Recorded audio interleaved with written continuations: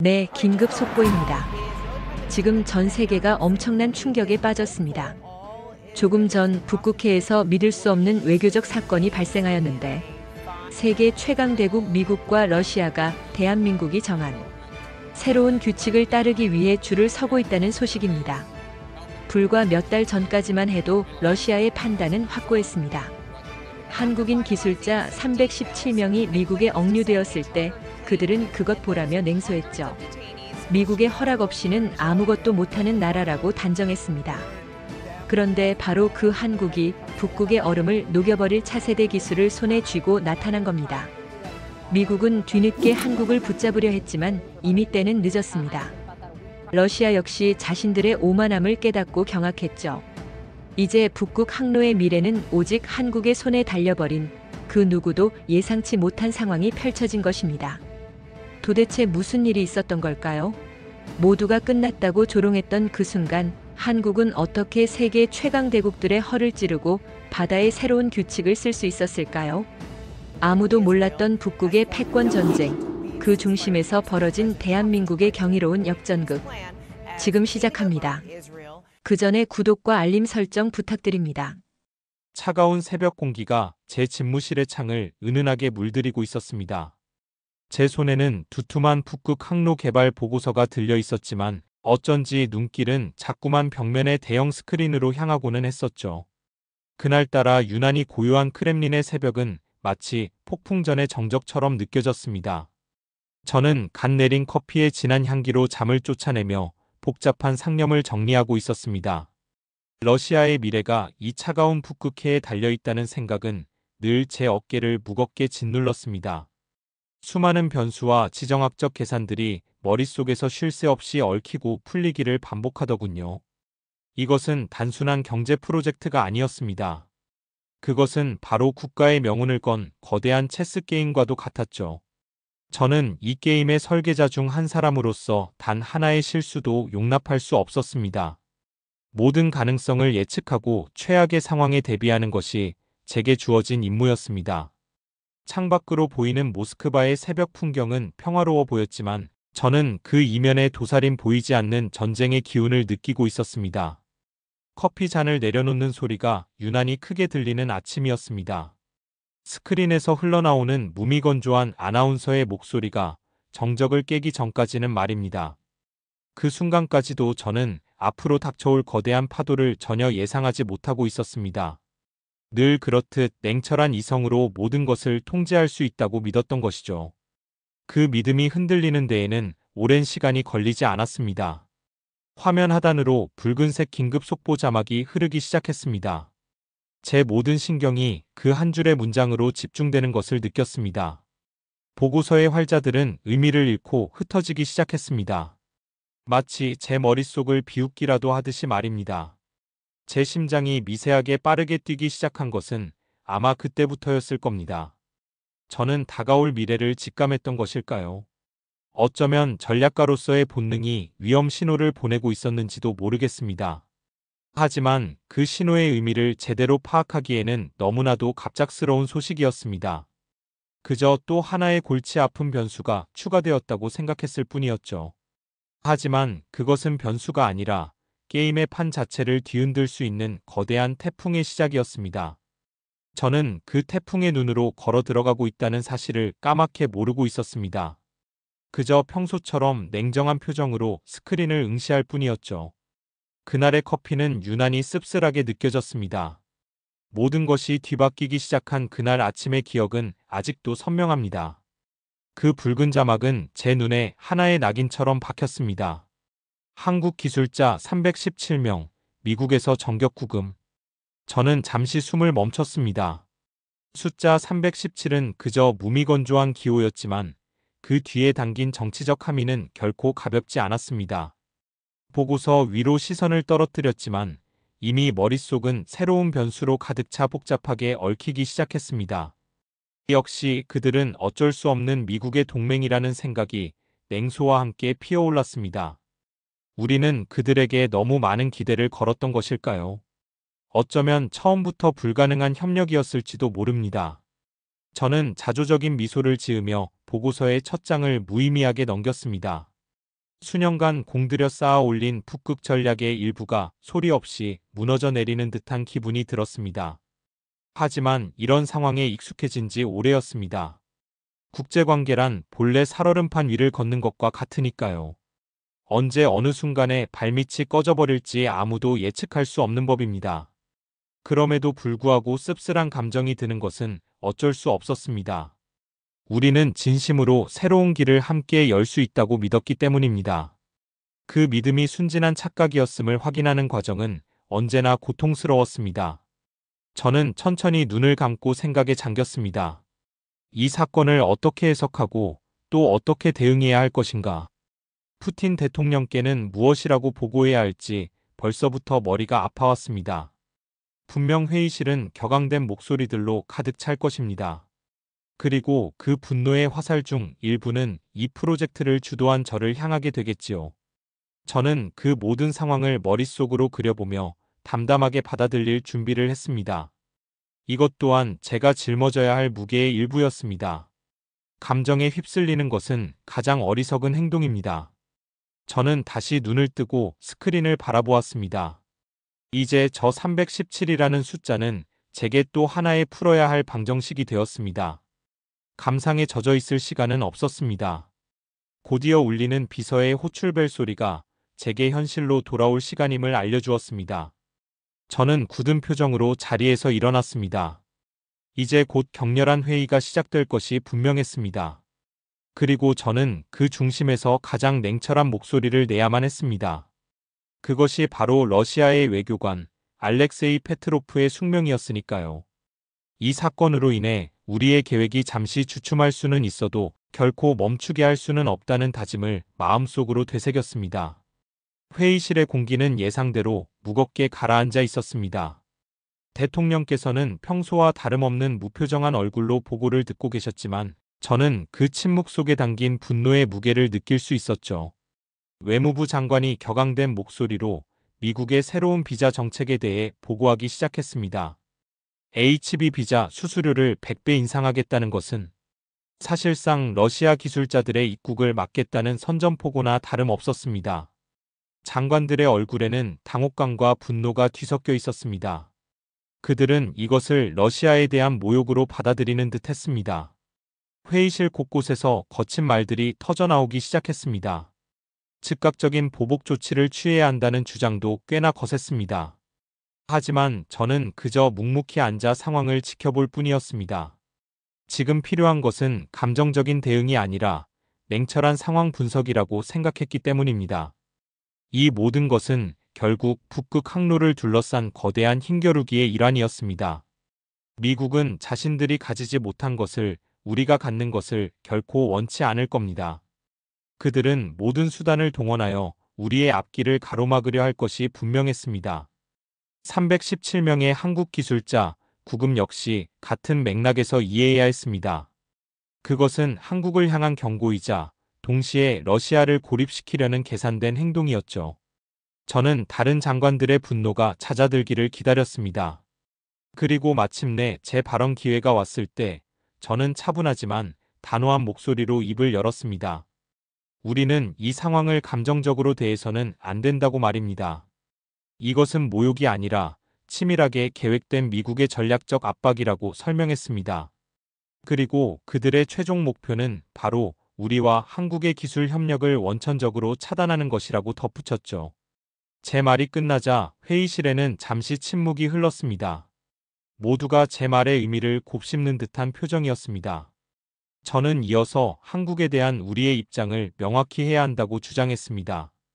그들은 결코 우리의 편에 서지 않을 것이라고 말입니다. 저는 제 주장을 뒷받침하기 위해 준비해온 자료들을 테이블 위에 펼쳐놓았습니다. 과거 한국 전쟁부터 시작해서 대한항공 여객기 격추 사건, 그리고 최근의 우크라이나 사태에 이르기까지 역사적으로 한국은 언제나 미국의 가장 충실한 동맹국으로서 우리의 반대편에 서 있었다는 사실을 상기시켰습니다. 그들은 스스로의 국익을 위해 독자적인 목소리를 내기보다는 미국의 세계 전략에 편승하는 길을 택해왔다고 저는 분석했습니다. 물론 그들의 지정학적 위치를 고려할 때 어쩔 수 없는 선택이었을지도 모릅니다. 하지만 결과적으로 그들은 우리에게 신뢰할 수 없는 파트너라는 인상을 주기에 충분했습니다. 일부 장관들은 제 의견에 동의하는 듯 고개를 끄덕였습니다. 하지만 다른 한편에서는 지나치게 비관적인 분석이라는 반론도 제기되었습니다.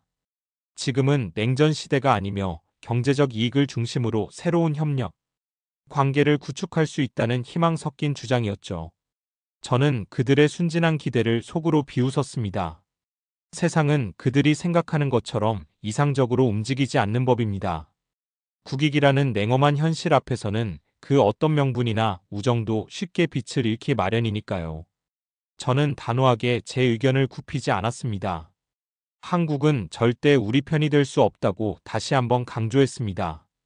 그들은 결국 미국의 압력에 굴복할 것이고 317명의 기술자 구금 사건은 그 시작에 불과하다고 말입니다. 우리는 한국과의 협력이라는 환상에서 벗어나 독자적인 기술 개발에 더욱 박차를 가해야 한다고 역설했습니다. 물론 그것은 어렵고 힘든 길이 될 것입니다. 하지만 남에게 의존하는 전략은 언제나 모래성과 같아서 작은 파도에도 쉽게 무너져 내릴 수밖에 없습니다. 우리는 우리 자신의 힘으로 북극의 미래를 열어야만 했습니다. 대통령께서는 아무 말 없이 제 보고를 듣고 계셨습니다. 그분의 깊은 눈빛 속에서 어떤 생각을 하고 계신지 저는 감히 짐작할 수 없었습니다. 다만 제 분석이 아주 틀리지는 않았을 것이라는 막연한 확신만이 들 뿐이었죠. 회의는 팽팽한 긴장감 속에서 계속되었습니다. 그때 산업부 장관이 조심스럽게 입을 열었습니다.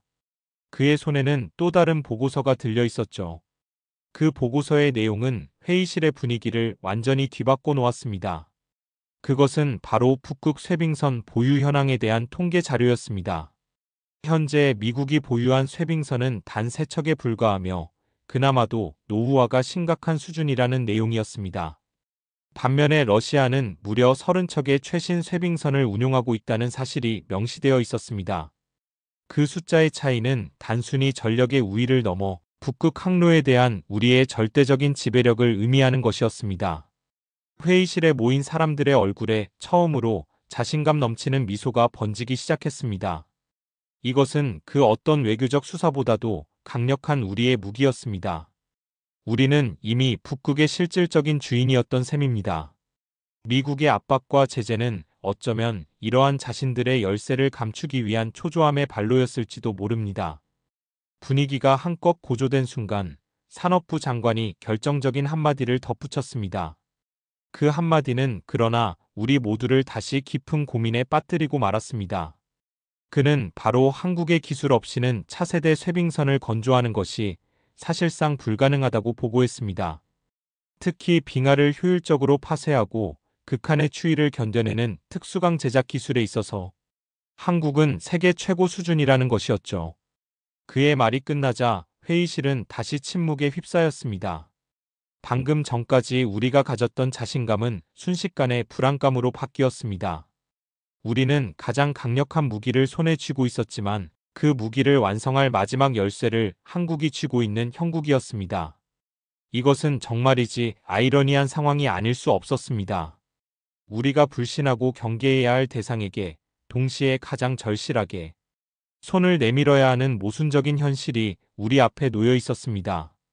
저는 복잡한 심정으로 대통령을 바라보았습니다.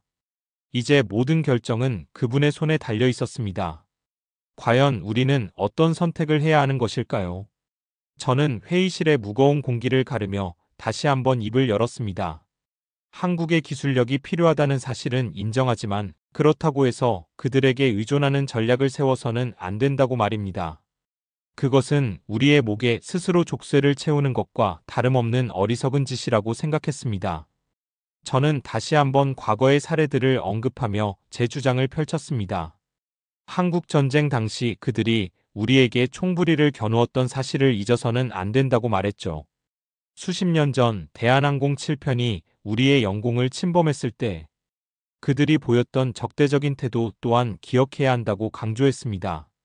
그리고 가장 최근의 우크라이나 사태에서도 그들은 어김없이 미국의 편에 서서 우리를 비난하지 않았습니까? 이 모든 것이 그들의 본질을 보여주는 명백한 증거라고 저는 믿었습니다.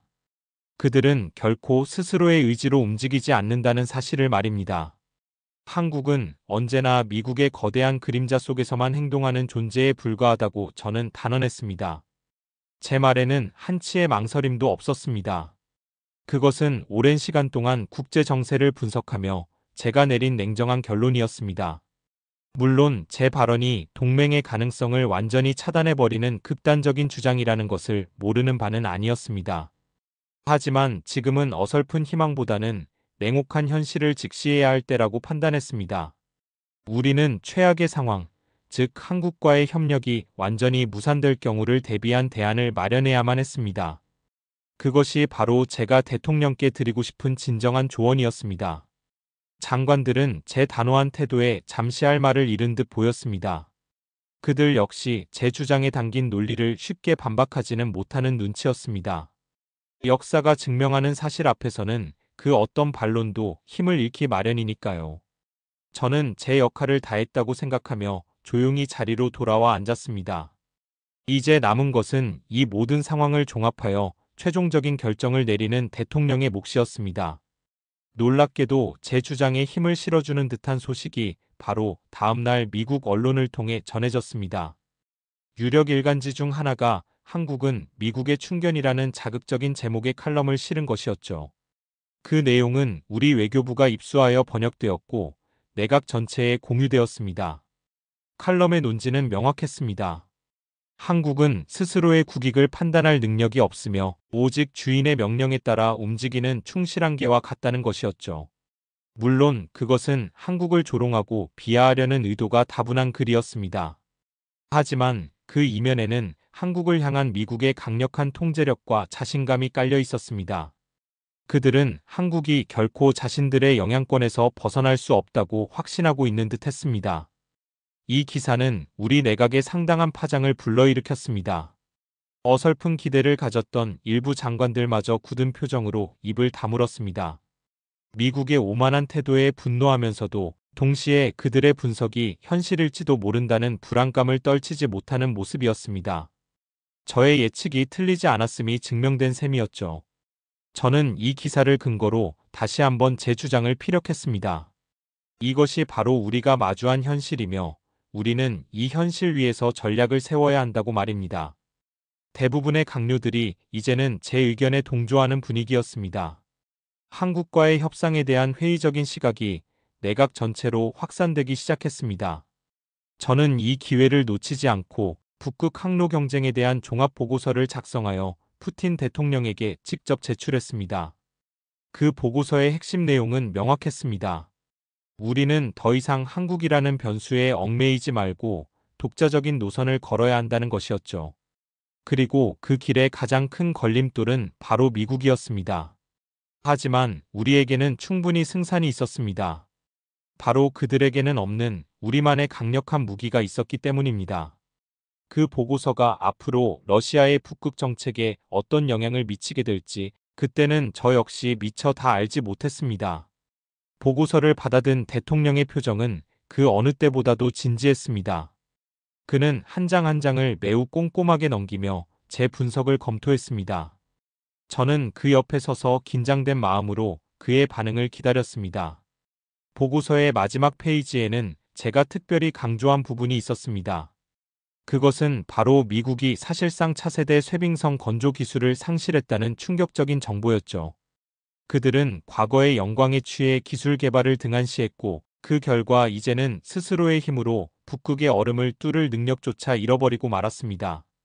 반면에 우리는 수십 년간 꾸준히 투자하고 연구한 끝에 세계 최고의 쇠빙 기술을 보유하게 되었습니다.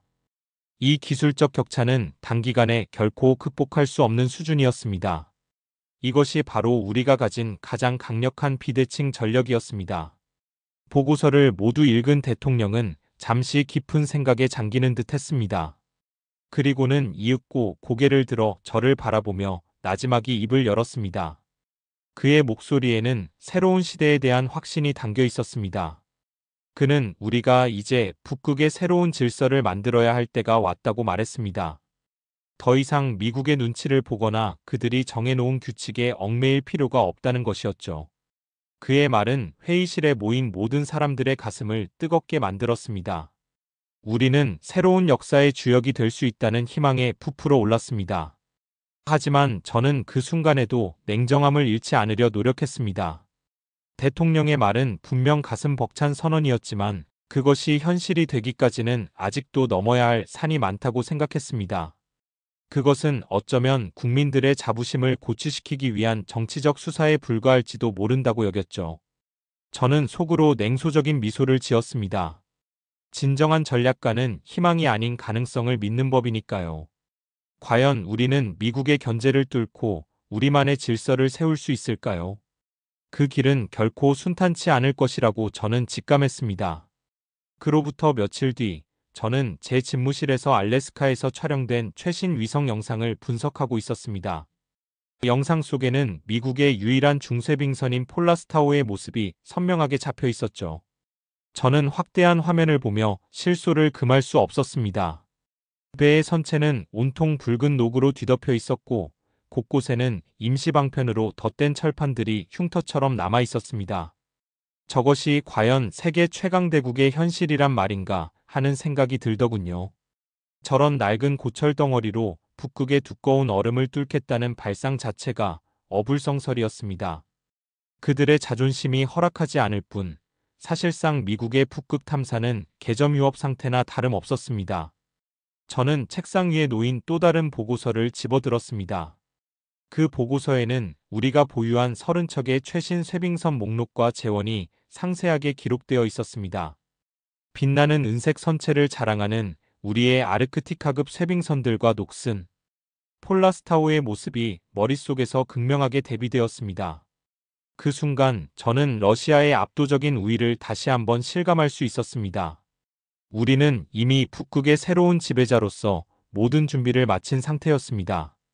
이제 남은 것은 그 힘을 바탕으로 새로운 판을 짜는 일뿐이었습니다. 바로 그때 산업부 장관이 제 집무실로 급하게 들어왔습니다. 그의 얼굴에는 흥분과 걱정이 교차하고 있었습니다. 그는 제게 다가와 나지막한 목소리로 말했습니다. 이제 한국의 기술만 확보된다면 우리의 계획은 완벽해진다고 말입니다. 그의 목소리에는 간절함이 묻어 있었습니다. 하지만 저는 여전히 회의적인 태도를 버리지 않았습니다. 저는 단호하게 대답했습니다. 한국이 우리와 협력할 가능성은 거의 없다고 말입니다. 그들은 결코 미국의 반대를 무릅쓰고 우리 손을 잡지 않을 것이라고 생각했죠. 그런데 바로 그 순간 제 등 뒤에서 예상치 못한 목소리가 들려왔습니다. 고개를 돌려보니 어느새 대통령께서 제 집무실에 들어와 계셨습니다. 대통령께서는 온화한 미소를 지으며 제게 다가오셨습니다. 그리고는 제 어깨를 가볍게 두드리며 말했습니다. 그렇게 확신하지 말고 직접 한번 확인해 보는 것이 어떻겠냐고 말입니다. 그는 이 일을 해결할 수 있는 사람은 러시아 전체에서 저 알렉세이 페트로프밖에 없다고 덧붙였습니다. 그 말에는 거부할 수 없는 무게와 신뢰가 담겨 있었습니다. 저는 잠시 망설였습니다. 이것은 단순히 기술 협력을 논의하는 차원의 문제가 아니었습니다. 그것은 러시아의 미래를 걸고 벌이는 위험한 도박과도 같았습니다. 만약 실패할 경우 그 책임은 고스란히 제가 짊어져야 할 것이 분명했습니다. 하지만 동시에 제 마음속에서는 뜨거운 무언가가 끓어오르는 것을 느꼈습니다. 이것은 제 능력과 판단력을 시험받는 가장 큰 무대이기도 했습니다. 저는 조국 러시아의 최고 전략가로서 이 도전을 피할 수 없었습니다. 저는 잠시 숨을 고른 뒤 결심에 찬 목소리로 대답했습니다. 대통령의 뜻을 받들어 직접 한국 측과 접촉해보겠다고 말입니다. 대통령께서는 만족스러운 표정으로 고개를 끄덕이셨습니다. 그렇게 저는 무르만스크에서 진행될 실사 프로젝트의 총책임자라는 막중한 임무를 부여받게 되었습니다. 이제 저는 더 이상 모스크바의 안락한 집무실에 앉아 보고서만 검토하는 역할에 머물 수 없게 되었습니다. 직접 차가운 북극의 바람을 맞으며 이 거대한 계획의 최전선에 서야만 했습니다. 과연 저는 이 어려운 임무를 성공적으로 완수할 수 있을까요? 제 머릿속은 앞으로의 계획과 전략들로 빠르게 채워지기 시작했습니다. 이제 주사위는 던져졌고 저는 이 게임에서 반드시 승리해야만 했습니다. 러시아의 미래가 제 두 어깨에 달려있다는 생각에 무거운 책임감을 느꼈습니다. 며칠 후 저는 전용기를 타고 무르만스크에 도착했습니다. 비행기에서 내리자 차가운 북극의 공기가 제 폐부 깊숙이 파고드는 듯 했습니다. 활주로에는 러시아 북극 함대의 제독들이 저를 기다리며 도열해 있었습니다. 그들은 저를 보자마자 일제히 거수 경례를 붙였습니다. 저는 그들의 환대를 받으며 북극 프로젝트의 총괄자로서 이곳에 왔다는 사실을 다시 한번 실감했습니다. 제독들의 안내를 받아 이동한 곳은 북극 함대의 중앙 통제실이었습니다. 거대한 스크린에는 북극해의 위성사진과 각종 데이터들이 쉴 새 없이 표시되고 있었습니다. 한 제독이 자랑스러운 목소리로 이곳이 바로 러시아 북극 전략의 심장부라고 소개했습니다. 그는 최첨단 장비들을 하나하나 설명하며 우리의 기술력에 대한 강한 자부심을 드러냈습니다. 저 역시 그들의 노고와 성과에 깊은 인상을 받았습니다. 하지만 저는 겉으로 드러난 화려함보다는 그 이면에 숨겨진 본질적인 한계를 파악하는 데 더 집중했습니다. 저는 실시간으로 전송되는 빙하 데이터 시스템을 유심히 살펴보았습니다. 화면에는 유빙의 이동 속도와 두께, 그리고 균열 가능성 등이 복잡한 수치들로 표시되고 있었습니다. 제독은 이 시스템의 정확도가 무려 92%에 달한다고 자랑스럽게 말했습니다. 그것은 분명 놀라운 수치였지만 제 기준에는 아직 부족함이 많아 보였습니다. 저는 나지막이 혼잣말처럼 중얼거렸습니다. 만약 한국의 기술이 적용된다면 이 정확도를 98% 이상으로 끌어올릴 수 있을 것이라고 말입니다. 제 말을 들은 장교들의 얼굴에 놀라는 기색이 역력했습니다. 그들은 자신들의 시스템이 세계 최고라고 믿어 의심치 않았던 모양입니다. 바로 그때였습니다. 통제실의 문이 열리며 한 통신병이 다급하게 들어와 제독에게 무언가를 보고했습니다. 그리고 그 보고를 들은 제독의 얼굴이 미묘하게 변하는 것을 저는 놓치지 않았습니다. 곧이어 그는 제게 조심스러운 목소리로 뜻밖의 소식을 전했습니다. 바로 한국 대표단이 이곳 무르만스크 방문을 요청해 왔다는 것이었습니다. 한국 대표단의 방문 소식은 통제실의 모든 사람들을 놀라게 만들었습니다.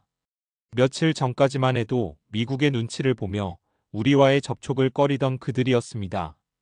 그런데 이렇게 갑작스럽게 태도를 바꿔 무르만스크까지 직접 찾아오겠다는 것은 분명 이례적인 일이었습니다. 저는 그들의 저희가 무엇일지 곰곰이 생각해 보았습니다. 어쩌면 317명 기술자, 구금 사태에 대한 해명을 하기 위한 것일지도 모릅니다. 혹은 미국의 압박에도 불구하고 우리와의 협력 가능성을 타진해 보려는 마지막 시도일 수도 있었습니다. 어느 쪽이든 우리에게 나쁠 것은 없었습니다. 주도권은 이제 완전히 우리에게 넘어온 셈이니까요. 저는 제독에게 한국 대표단의 방문을 공식적으로 수락하라고 지시했습니다. 그리고 그들을 맞이할 준비를 철저히 하라고 덧붙였습니다. 며칠 뒤 약속된 시간에 한국 대표단이 무르만스크에 도착했습니다. 대표단을 이끌고 온 사람은 해양수산부 차관 박민수라는 인물이었습니다. 그의 옆에는 정혜윤과 이도현이라는 두 명의 조선 전문가가 동행했습니다. 그들의 표정에서는 긴장감과 함께 어떤 비장함마저 느껴졌습니다. 우리는 간단한 인사와 함께 회의실로 자리를 옮겼습니다. 먼저 입을 연 것은 박민수 차관이었습니다. 그는 최근의 불미스러운 사태에 대해 유감을 표하며 그럼에도 불구하고 양국의 협력 관계는 계속되어야 한다는 원론적인 이야기를 늘어놓았습니다. 저는 그의 말을 잠자코 듣고만 있었습니다. 제가 듣고 싶은 것은 그런 외교적인 수사가 아니었기 때문입니다. 제가 원하는 것은 그들이 우리에게 무엇을 줄 수 있는지, 그들의 기술력이 과연 어느 정도인지를 확인하는 것이었습니다. 바로 그때 침묵을 지키고 있던 이도현이라는 젊은 엔지니어가 자리에서 일어났습니다. 그는 조금도 주눅 들지 않는 당당한 목소리로 우리를 향해 말했습니다. 한국의 기술은 단순히 얼음을 부수는 것이 아니라 빙하를 녹이지 않고 그 사이를 뚫고 지나가는 방식이라고 말입니다. 그의 말은 회의실에 있던 모든 러시아 기술자들에게 신선한 충격을 주었습니다. 우리 러시아의 쇠빙 기술은 강력한 힘으로 얼음을 깨부수는 것에 초점이 맞춰져 있었습니다. 그것은 분명 효과적인 방식이었지만 동시에 엄청난 에너지 소모와 선체, 손상을 감수해야 하는 방법이기도 했습니다. 그런데 얼음을 녹이지 않고 뚫고 지나간다는 발상은 우리가 미처 생각하지 못했던 새로운 개념이었습니다. 옆에 있던 제독이 감탄 어린 목소리로 중얼거렸습니다. 우리 방식보다 훨씬 효율적인 기술이라는 것을 인정한 셈이었죠. 저는 여전히 냉정한 표정을 유지하고 있었지만 마음속으로는 강한 호기심이 피어오르는 것을 느꼈습니다. 어쩌면 이 젊은 엔지니어의 말이 사실일지도 모른다는 생각이 들었습니다. 만약 그렇다면 그것은 북극 항로의 패러다임을 완전히 바꿀 수 있는 혁신적인 기술이 될 것이 분명했습니다. 저는 그들에게 기술의 원리에 대해 더 자세히 설명해 줄 것을 요청했습니다. 이도현 엔지니어는 막힘없이 자신들의 기술에 대해 설명하기 시작했습니다. 선체 주변에 특수한 막을 형성하여 마찰을 최소화하고 동시에 고주파 진동으로 얼음의 결정을 약화시켜 항로를 개척하는 원리라고 했습니다. 그의 설명은 매우 논리적이고 체계적이어서 그 자리에 있던 누구도 쉽게 반박하지 못했습니다. 저는 이 기회를 놓쳐서는 안 되겠다고 판단했습니다. 저는 러시아의 전략관 자격으로 그들에게 공식적인 제안을 했습니다. 바로 양국의 기술을 결합한 한러 공동개발 프로젝트를 추진하자는 것이었습니다. 제 예상대로 한국 대표단은 쉽게 대답하지 못했습니다. 아마도 미국의 반발을 의식하지 않을 수 없었을 겁니다. 하지만 저는 그들의 눈빛에서 흔들리는 동요를 분명히 읽을 수 있었습니다. 그들 역시 이 프로젝트가 가진 엄청난 잠재력을 모르지 않을 테니까요. 그날 저녁 우리는 비공식 만찬을 함께 했습니다. 그리고 그 자리에서 박민수 차관이 제게 던진 한마디가 저의 모든 계산을 바꾸어 놓았습니다. 그는 우리가 단순히 기술을 파는 것이 아니라 북극의 새로운 표준을 함께 만들고 싶다고 말했습니다. 표준을 만들고 싶다는 그의 말은 제 머리를 강하게 내리치는 듯 했습니다. 그것은 제가 전혀 예상하지 못했던 접근 방식이었습니다. 저는 그동안 한국을 단순히 기술을 가진 하청업체 정도로만 생각하고 있었습니다. 필요하다면 돈을 주고 그들의 기술을 사오면 그만이라고 여겼죠. 하지만 그들은 기술 판매를 넘어 북극 항로의 새로운 규칙과 질서를 만드는 게임의 플레이어가 되기를 원하고 있었습니다. 그들의 야망은 제가 생각했던 것보다 훨씬 더 크고 대담했습니다. 저는 그 순간 깨달았습니다. 이 협상은 단순히 기술을 사고 파는 문제가 아니라 미래의 바닷길을 지배할 패권을 놓고 벌이는 거대한 정치적 게임이라는 것을 말입니다. 그리고 그 게임에서 한국은 더 이상 미국의 그림자의 숨은 조연이 아니라 당당한 주연으로서 무대에 오르려 하고 있었습니다. 저는 밤새 잠을 이룰 수 없었습니다. 박민수 차관의 말이 계속해서 뇌리를 맴돌았습니다. 표준, 그것은 기술보다 더 무서운 힘을 가진 단어였습니다. 한번 표준으로 자리 잡게 되면 다른 모든 나라들은 그 규칙을 따를 수밖에 없습니다. 그것은 곧 경제적 이익을 넘어 북극 항로에 대한 실질적인 지배력을 의미하는 것이었습니다. 러시아와 한국이 손을 잡고 새로운 표준을 만든다. 그것은 미국 중심의 기존 질서에 정면으로 도전하는 매우 위험하지만 동시에 엄청나게 매력적인 시나리오였습니다. 저는 다음 날 아침 곧바로 모스크바에 연락하여 이 새로운 상황을 보고했습니다. 그리고 한국 측의 제안을 시험해 볼 수 있는 시범 항해를 공식적으로 승인해 줄 것을 요청했습니다. 대통령께서는 제 판단을 전적으로 신뢰하고 지지해 주셨습니다. 그렇게 저는 북극 실험의 총지휘자라는 막중한 책임을 지고 현장에 투입되었습니다. 이제 이론이 아닌 현실 속에서 한국 기술의 진정한 가치를 확인해야 할 시간이 온 것입니다. 과연 그들은 자신들의 말을 증명해 보일 수 있을까요? 제 가슴은 기대와 불안으로 세차게 뛰기 시작했습니다. 며칠 뒤 무르만스크 항구에는 역사적인 시범 항해를 위해 두 척의 쇠빙선이 나란히 정박해 있었습니다. 한 척은 우리 러시아의 자부심인 최신의 원자력 쇠빙선 아르크티카호였고 다른 한 척은 한국에서 온 시험선 천지호였습니다. 두 배의 크기와 외관은 비교가 되지 않을 정도였지만 저는 천지호에 탑승한 한국 기술자들의 눈빛에서 강한 자신감을 읽을 수 있었습니다. 저는 이번 북극 실험의 총지휘자로서 아르크티카호의 함교에 올라 모든 상황을 직접 통제했습니다. 마침내 추락 명령이 떨어지고 두 척의 배는 웅장한 백고동 소리와 함께 얼어붙은 바다를 향해 나아가기 시작했습니다. 처음에는 아르크티카호가 압도적인 힘으로 얼음을 부수며 앞서 나갔습니다. 하지만 두꺼운 유빙지대에 들어서자 상황이 조금씩 달라지기 시작했습니다. 아르크티카호는 거대한 얼음 덩어리들과 부딪히며 속도가 눈에 띄게 느려졌습니다. 바로 그때 천지호에서 무전이 왔습니다. 이도현 엔지니어가 자신들의 핵심 기술인 폐열 회수 및 선체 가열 시스템을 가동하겠다는 보고였습니다. 저는 즉시 승인했습니다. 잠시 후 놀라운 광경이 펼쳐졌습니다. 천지호의 선체 주변으로 미세한 수증기가 피어오르더니 배에 달라붙어 있던 얼음들이 순식간에 녹아내리며 떨어져 나갔습니다. 천지호는 마치 미끄러지듯이 얼음 사이를 유연하게 빠져나가며 다시 속도를 회복하기 시작했습니다. 계측 장비에는 천지호의 엔진 효율이 18%나 향상되었다는 데이터가 표시되었습니다. 아르크티카호의 장교들은 믿을 수 없다는 표정으로 그 광경을 바라보았습니다. 하지만 놀라움은 거기서 끝나지 않았습니다.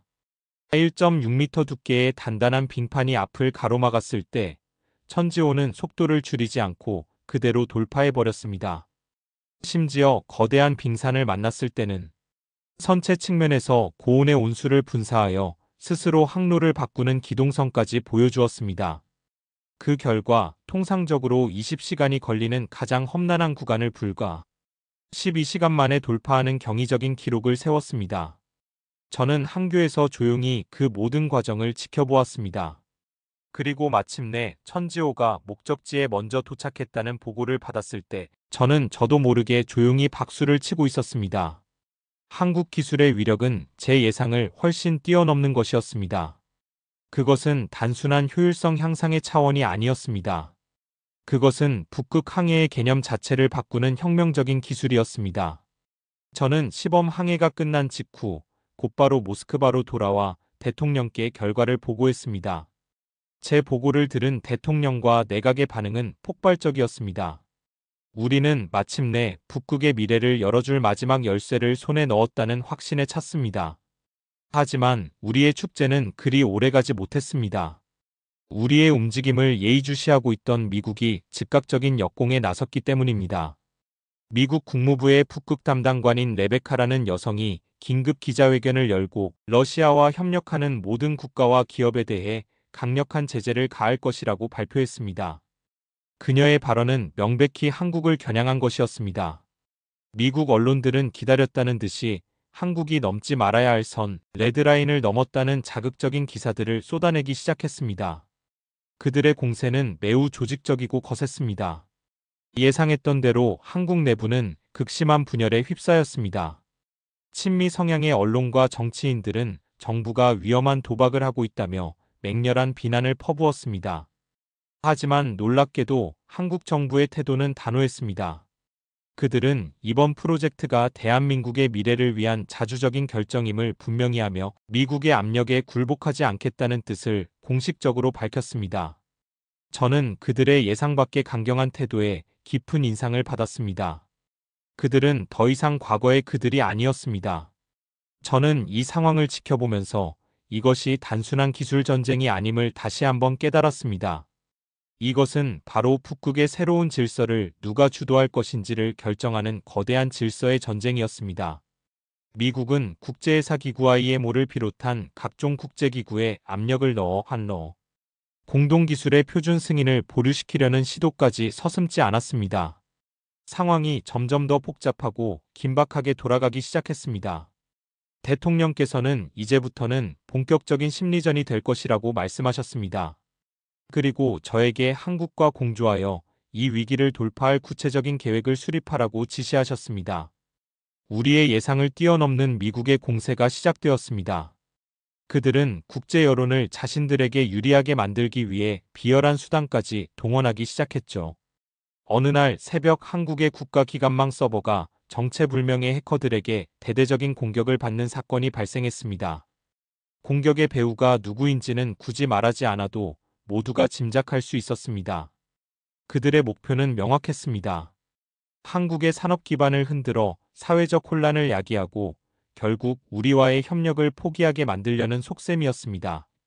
저는 이 소식을 접하자마자 즉시 러시아 정보국에 연락을 취했습니다. 그리고 한국 측과 협력하여 공동으로 사이버 방어 작전을 지휘하기 시작했습니다. 이것은 보이지 않는 전쟁터에서 벌어지는 또 다른 형태의 총력전이었습니다. 우리는 러시아가 가진 최고의 사이버 보안 전문가들을 투입하여 한국의 방어 시스템을 지원했습니다. 한국의 기술진들 역시 밤을 새워가며 적의 공격을 막아냈습니다. 그들의 실력은 정말 대단했습니다. 그들은 우리가 지원한 방어 체계를 바탕으로 자신들이 직접 만든 시스템을 완벽하게 통제하며 모든 공격을 무력화시켰습니다.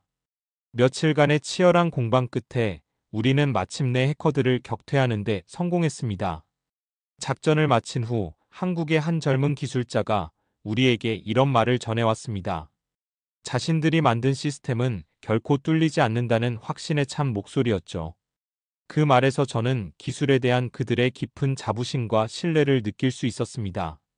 그리고 이 사건은 예상치 못한 반전을 가져왔습니다. 우리가 방어 과정에서 확보한 증거들을 통해 미국이 이번 해킹 공격을 위해 조작된 데이터를 사용했다는 사실이 전 세계에 폭로된 것입니다. 여론은 순식간에 우리에게 유리한 방향으로 역전되었습니다. 비겁한 방법으로 동맹국을 공격한 미국을 향한 국제적인 비난이 쏟아졌습니다. 저는 이 모든 상황을 지켜보며 조용히 중얼거렸습니다. 이것은 기술의 전쟁이 아니라 바로 신뢰의 전쟁이라고 말입니다. 사이버 공격의 후폭풍이 채 가시기도 전에 우리는 또 다른 중요한 무대를 맞이하게 되었습니다. 바로 런던에서 열리는 국제회사기구 IMO 총회였습니다. 이 회의의 가장 중요한 안건은 바로 우리와 한국이 공동 개발한 새로운 쇄빙 기술을 북극 항로의 국제 표준으로 예비 승인하는 것이었습니다. 저는 러시아 대표단의 수장 자격으로 이 회의에 참석했습니다. 회의장의 분위기는 시작 전부터 팽팽한 긴장감으로 가득했습니다. 단상에 오른 미국 대표 레베카는 예상대로 날카로운 공세를 펼치기 시작했습니다. 그녀는 우리가 제출한 데이터가 조작되었을 가능성이 있다며 신뢰성에 대한 의혹을 집요하게 제기했습니다. 그녀의 논리는 교묘했고 일부 국가대표들이 동요하는 모습을 보이기도 했습니다. 분위기가 점점 미국 측에 유리하게 흘러가는 듯한 바로 그 순간이었습니다. 한국 대표단의 수장인 박민수 차관이 조용히 자리에서 일어나 발언권을 요청했습니다. 모든 사람의 시선이 그에게로 쏠렸습니다. 그는 차분하지만 단호한 목소리로 레베카 대표를 향해 말했습니다. 그는 데이터 조작 의혹에 대해 구차한 변명을 하는 대신 전혀 예상치 못한 질문을 던졌습니다. 그는 미국이 아무런 상의도 없이 동맹국인 한국의 기술자 317명을 부당하게 구금했을 때 과연 절차적 정의와 신뢰에 대해 한 번이라도 생각해 본 적이 있느냐고 물었습니다. 그의 질문이 끝나자 회의장에는 잠시 무거운 정적이 흘렀습니다. 레베카 대표는 당황한 기색이 역력했고 아무런 대답도 하지 못했습니다. 잠시 후 회의장 곳곳에서 박수 소리가 터져나오기 시작했습니다. 그것은 약소국의 서름을 딛고 당당하게 목소리를 낸 한국 대표를 향한 지지와 격려의 박수였습니다. 그날의 분위기는 그것으로 완전히 결정되었습니다. 잠시 후 진행된 표결에서 북극이사회의 예비 승인안은 압도적인 찬성으로 통과되었습니다. 저는 그 결과를 들으며 저도 모르게 눈시울이 붉어지는 것을 느꼈습니다. 수많은 역경과 방해를 뚫고 마침내 우리가 해냈다는 생각에 벅찬 감정이 밀려왔습니다. 전 세계 언론들은 이 사건을 제재에서 표준으로의 전환이라는 제목으로 대서특필하기 시작했습니다. 국제기구의 예비 승인 이후 프로젝트는 놀라운 속도로 진행되었습니다. 그리고 마침내 역사적인 날이 밝았습니다. 대한민국 울산에 위치한 현대중공업의 거대한 도크 위에서 세계 최초의 차세대 쇄빙선 유라시아스타의 진수식이 열렸습니다. 은빛으로 빛나는 유라시아스타의 위용은 그 자리에 모인 모든 사람들을 압도하기에 충분했습니다. 사회자는 이 배가 영하 50도의 극한 환경을 견딜 수 있는 세계 최초의 쇄빙선이라고 자랑스럽게 소개했습니다. 진수식의 가장 중요한 순간, 우리 러시아의 푸틴 대통령과 한국의 대통령이 나란히 단상 위로 입장했습니다. 두 정상의 악수는 새로운 시대의 개막을 알리는 상징적인 장면이었습니다. 그리고 그 뒤를 따라 한때 미국에 억류되었던 317명의 한국 기술자들이 당당한 모습으로 무대 위에 올랐습니다. 그들의 얼굴에는 시련을 이겨낸 자부심과 긍지가 가득했습니다. 기술자들을 대표하여 마이크를 잡은 이도현 엔지니어는 떨리는 목소리로 말했습니다. 과거에는 남들이 만든 규칙을 따라야 했지만 이제는 바로 우리가 새로운 규칙을 만드는 시대가 왔다고 선언했습니다. 그의 말에 모든 사람들이 뜨거운 박수와 환호를 보냈습니다. 저는 그 감격스러운 광경을 조금 떨어진 곳에서 묵묵히 지켜보고 있었습니다. 그때 제 옆으로 한 남자가 다가왔습니다. 그는 바로 주한미국 대사관의 참사관이었습니다. 그는 멋쩍은 표정으로 제게 말을 걸어왔습니다. 자신들도 이 위대한 프로젝트에 참여할 수 있는 기회를 달라고 부탁하는 말이었습니다. 저는 아무 대답도 하지 않고 단상 위를 가리켰습니다. 그곳에서는 박민수 차관이 그의 말을 들었다는 듯이 마이크를 잡고 있었습니다. 그는 단호한 목소리로 대답했습니다. 우리의 표준을 따르겠다면 언제든지 환영한다고 말입니다. 그 순간 저는 진정한 승리가 무엇인지를 깨달을 수 있었습니다. 유라시아 스타의 탄생은 전 세계에 엄청난 파장을 불러일으켰습니다. 한국과 러시아가 공동으로 제시한 북극 항로의 새로운 표준은 더 이상 거스를 수 없는 대세가 되었습니다.